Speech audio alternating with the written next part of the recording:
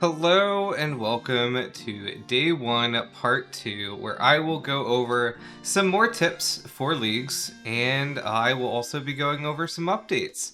So let's go ahead and get started.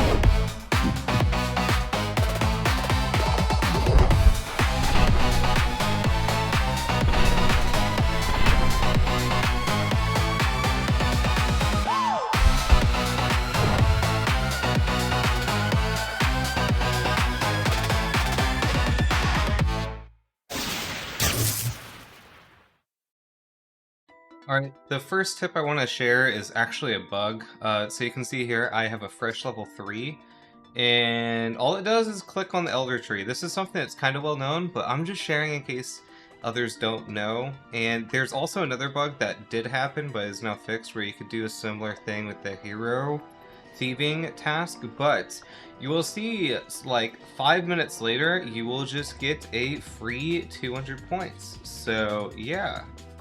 The next thing I want to give advice on is use an ult for the Gout tuber. There's several tasks that are kind of locked behind this, and this is not boosted, it seems, as it has taken over 20 hours for us to get. So this is something that I highly recommend just creating an ult for, drop it there, and yeah, this really sucks. It should have been boosted, but it's not. But I want to showcase. Use an ult, go right exactly where you saw my ult, and just have it chopped down on the side. Not only is the Gout tuber itself a task, but equipping a red machete is also a task, and using the Gout tuber to get a red machete is also required for the Karamja area task, which means there's also points behind that. So the Gout tuber is really important. There's like 400 or 500 points just based on this one item. So yeah, just want to showcase that. Also, I did go ahead and start the Necromancy journey, so this included a lot of quests and a lot of the normal generic Necromancy starting path. And I also did go ahead and complete Easy as it unlocks the Grimoire, and the Grimoire special effect allows it to auto bank things. Specifically, Ashes with the Abyss is extraordinarily useful, so that's what I am using it for. But it is just overall a really good book. So Easy is like required if you're doing Necromancy. Highly recommend it. I also want to showcase that I am doing some Wilderness Achievement Diaries, and Achievement Diaries in general I want to bring some importance to because they are just really important for leagues if you're chasing high points. Not only do they give you giant XP lamps that are multiplied as well, but they are also required to do the higher tier ones, which have lots of points. There's over 5,000 points and over 30 million XP on the table related to tasks, or area tasks specifically. Also here I am doing the Wilderness Flash event for Prayer, and my golly, this is good. I think I go from like 46 to 50 something. So yeah, don't forget to do your flash mobs or your flash events. And also this gnome store is fantastic for early game food that's cheap. It's tier 60, so you can use it for quite a while. You can honestly do about all content in this in the game with it, but yeah, highly recommend picking up some food here. But let's see what level I get to in this clip. Come on, Prayer. Okay, so I went from like 56 to 51. Next up is I did hit tier 4, or relic 4, in the first like 24 hours-ish. I think this was actually the morning right after I woke up. After I knocked off some more points, and yeah, I was very going this. I was really thinking I'd probably do Clue Connoisseur after seeing the 50 mil XP task, but I got talked into Production Master, and this, I don't necessarily regret it, but just an FYI, there were bugs related to this specifically, or Production Master specifically, where it was only giving you XP for the first item that it was doing in your inventory, outside of fletching. Fletching was the only skill it was working fantastically on, but everything else, it was just broken, and it really, really made picking this feel bad. But I do want to show you what made it feel good, so let's go ahead and look at that. So what it allowed you to do with fletching specifically is it allowed you to create 60 of an item at a time. So just creating headless arrows by adding arrow shaft and a feather together was giving me over 10 mil. I think if I was doing it properly, it was like 15 mil an hour. You can see me just messing up pretty hard here, where I'm trying to do it too fast. But you can buy arrow shafts from the Ranging Guild, and that does require 40 plus range, and you'll see a questing session to support that. But yeah, this felt amazing. And then what you can do with those is you can start buying arrowheads from the Void Ranger shop. So that's what I did. There's a lot of other tasks related to arrows specifically, so you'll see me do those. So I do some iron, steel, blah blah blah. Addy has a pretty big task as well. And then you get to move on to the big boy, and that is going to be fletching. So the other benefit of doing Production Master is you do get the +6 boost to your artisan skills. So I was able to do rune arrows like under level, and yeah, it's bonkers how much XP you can get. And you do rune arrows, you actually make money, like quite a bit of money, so it pays for itself. I will say though, it is not all fun with rune arrowheads specifically. This isn't fun.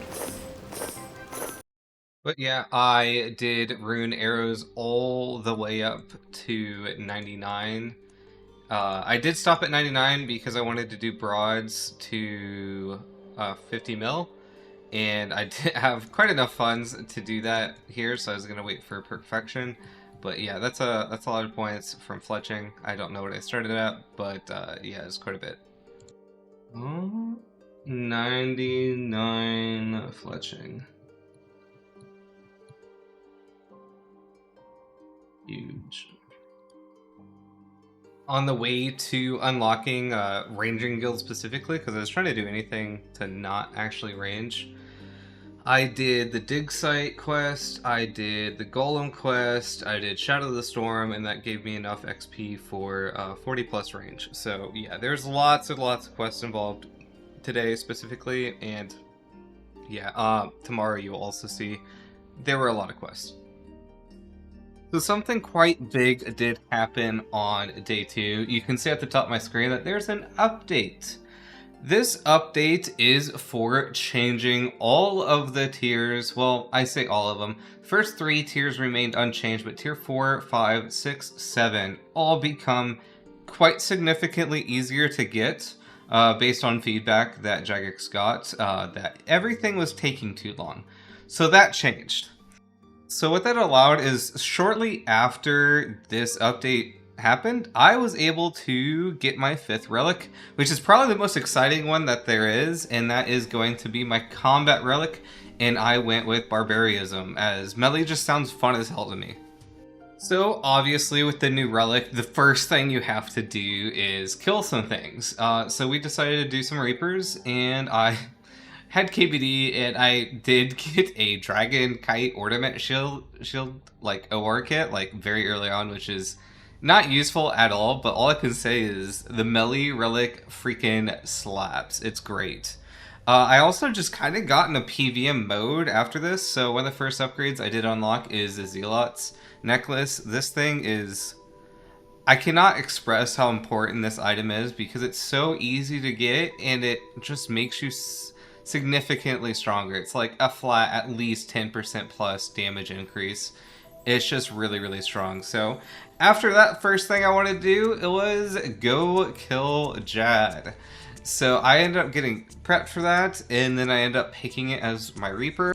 And honestly, the fight keys were really, really easy. I got like a lot of XP while doing this as well, but all I had was the Dragon 2H, or a Dragon Halberd, I mean, and some prayer gear, and I just went around slapping things. It was a 27-minute time, which means I got a lot of achievements, so there is a lot of tasks around fight caves in general, and I also have the goal of trying to get a Kiln Cape and a Zut Cape rather fast, so this is all in preps for that.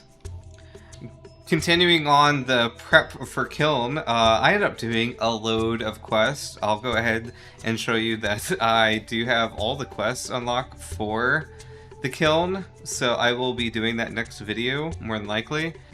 But outside of that quest series specifically, I did things like Dragon Slayer fairly early on in the day. I did do all of King Ransom questline and got that unlocked along with the King's training waves, as it's just crazy good XP. I did go ahead and do Tears of Gothics because we were going into the weekly and I just wanted to reset going into the next week. And then I did Evil Days Big Day Out, as it just gives a load of XP, and it's also going to be required for some other things. So, talking about all those levels that all those quests got, I'm doing other tasks and other things in the background, but I don't want to showcase every little thing I do, otherwise I will just literally have no time for editing. So, I do want to showcase, I got 80 div, it's a pretty big highlight. Again, to support invention, I did get 80 mining to get me all the ores and other stuff required for 80 smithing, which I did get while working on this video, actually. So that just leaves crafting for invention, and then invention will allow me to do stuff with perfection, which is going to be the tier 6 relic. So look forward to that tomorrow, as I'm really just trying to get all the tedious, annoying stuff, annoying tasks, annoying quests out of the way. So it really is just becomes bossing and 99s and 500 mils. So also, this is your reminder to do your rune spheres every single day, as they are just nuts. I'm at 66 rune crafting essentially just from doing rune spheres. So do those every day. On the closing note, I do want to go over my end of day. So end of day 2, my rank is 110, which is fantastic. And then my total points right now is 950. So this is a pretty big increase over my day 1 end rank, which was 247, and my points of 3,560. So I went up about 100 ranks, or over 100 ranks, and a little under 6,000 points. So yep, that's my end of day stats, and on to tomorrow. Now I can go back to grinding out more stuff.